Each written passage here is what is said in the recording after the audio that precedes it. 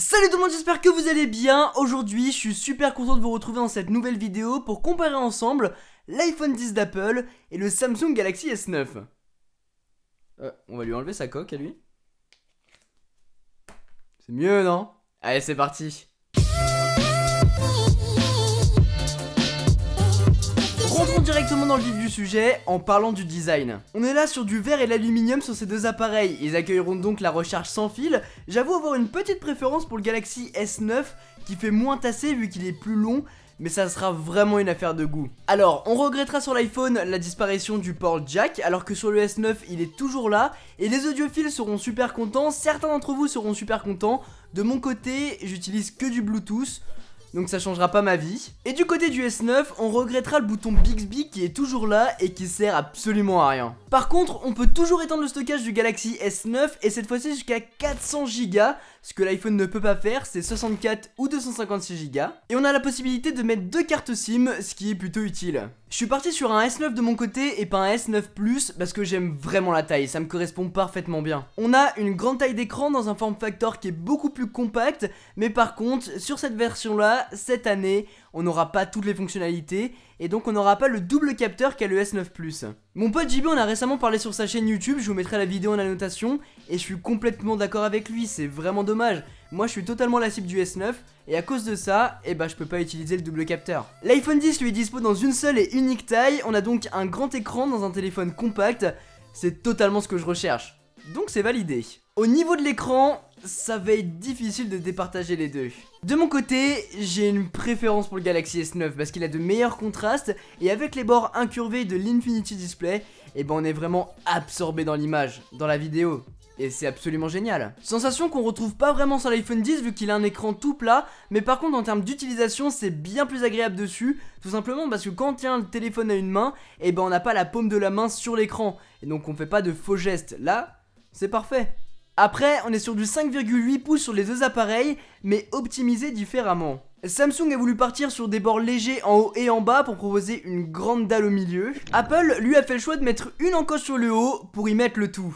Et ces différences, ces choix se ressentent à l'utilisation. L'iPhone 10 n'a plus de boutons, pour naviguer dans l'interface cela se fait via des gestes, et c'est juste super fluide, il faut un petit peu de temps pour s'y habituer, mais au bout d'un moment, c'est tellement plus rapide. Et cela impacte aussi la façon de déverrouiller parce qu'on a plus Touch ID, on va utiliser Face ID, la reconnaissance faciale, et ça marche super bien. En tout cas, elle fonctionne bien mieux que la semi-reconnaissance de chez Samsung, et d'ailleurs ça sera pas la seule sécurité.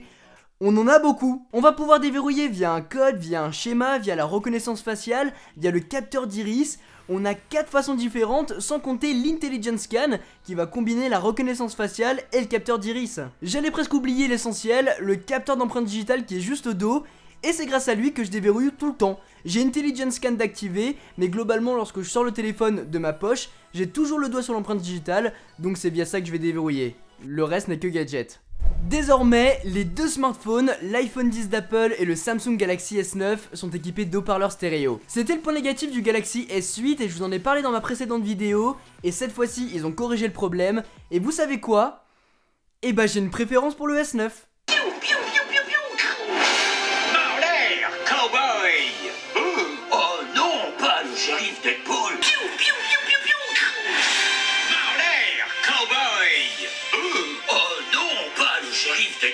La différence entre les deux appareils est vraiment légère, très minime. Je pense que la différence se fera surtout avec l'intégration du Dolby Atmos directement dans le Galaxy S9. Et du coup, j'ai une petite préférence pour ce smartphone, mais franchement, c'est très léger. Et d'ailleurs, c'est super agréable de pouvoir regarder une vidéo ou écouter de la musique sans avoir la main directement sur le haut-parleur. Et c'était le problème du Galaxy S8, là c'est totalement corrigé. Vu que quand on regarde une vidéo, peut-être qu'on va mettre un petit peu le doigt sur le haut-parleur du bas, mais on a toujours le haut-parleur sur le haut pour écouter la musique. Après côté puissance, les deux tournent comme une horloge. Ils sont rapides, ils sont puissants, ils sont fluides. C'est votre expérience utilisateur qui déterminera lequel vous voulez choisir. De mon côté, j'ai plus l'habitude d'utiliser un iPhone et via les gestes de glissement, je trouve ça super rapide et beaucoup plus fluide. Quoi qu'il en soit, vous êtes là sur le haut du panier, ça ne fait aucun doute. Et en utilisant les deux ensemble comme téléphone personnel, téléphone secondaire pendant plus de 2 semaines, eh bien je peux vous dire que on a l'utilisation quasiment similaire des deux appareils et même au niveau de la batterie, eh bien c'est plus ou moins la même chose. Elle est pas trop mal sur les deux, si vous regardez des vidéos, que vous appelez, vous envoyez des messages, allez sur les réseaux sociaux, eh bien globalement vous allez devoir recharger vos smartphones à la fin de la journée. Finalement, le gros du gros, c'est la caméra arrière. Et c'est là que j'ai été déçu. On a un double capteur de 12 mégapixels au dos de l'iPhone 10, mais un seul et unique capteur sur le Galaxy S9. C'est pas vraiment ça qui me déçoit parce qu'on a déjà testé le Google Pixel 2 XL sur la chaîne et on a vu qu'il a un seul capteur à l'avant comme à l'arrière. Et il fait un travail de dingue. Mais là où c'est relou, c'est que le Galaxy S9 Plus a un double capteur arrière, bordel. Et bien du coup, sur le S9, la plus petite version, vous en êtes privé et c'est bien relou. Vous allez pas pouvoir faire un zoom optique x2, ni faire l'effet flou, l'effet bokeh à l'arrière avec le mode portrait.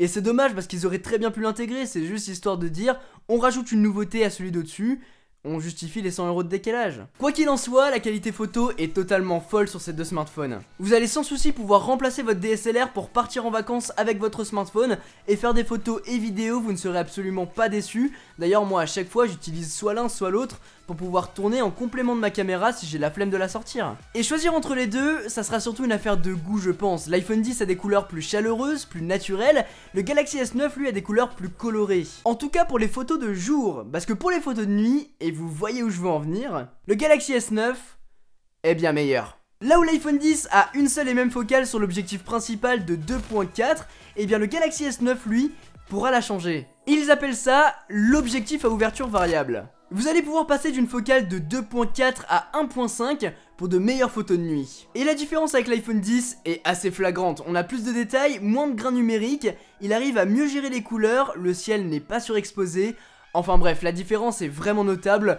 Bravo Samsung. Sur la caméra avant c'est pareil, le Galaxy S9 fait un bien meilleur travail, tant au niveau des détails que pour le plus grand angle qui est présent. En revanche en termes de vidéo, j'ai une petite préférence pour l'iPhone 10 d'Apple.